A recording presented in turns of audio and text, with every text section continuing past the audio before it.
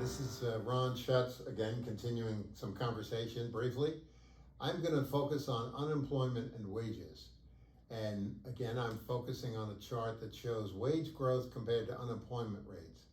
Historically, our unemployment rate has run closer to 6%. We are substantially below that number right now.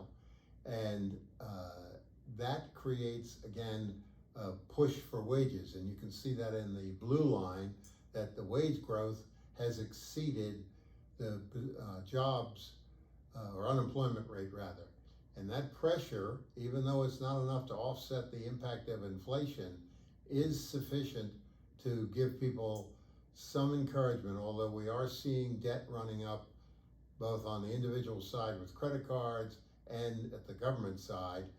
There was a recent bill that was passed, which in my personal opinion was excessive, and you can see the list of all the money that was spent on it. It'd be like a person who's earning $400,000 a year, which is pretty good income in my opinion, and they max out every credit card they can get, and when they're finished, they got $600,000 of debt on their credit card. And that's really what our government did in a time like this, which is, you might recall on one of the other slides I talked about, the government only represents about 1 out of 6 dollars that are spent. So they don't contribute to economic growth, but this is part of the challenges we're faced with today. Also, this inflation heat map, I think that this is one of the best I've seen as far as understanding. We believe that inflation is going to mitigate or start to reduce. We see signs of it occurring because a lot of the contributing factors have evaporated.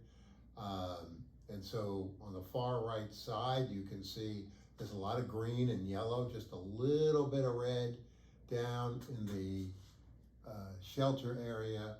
And that's again because the interest rates on housing and rents, et cetera, has continued to creep up more substantially, essentially double. Most people a year ago could buy a house that their payments were half of where they are today.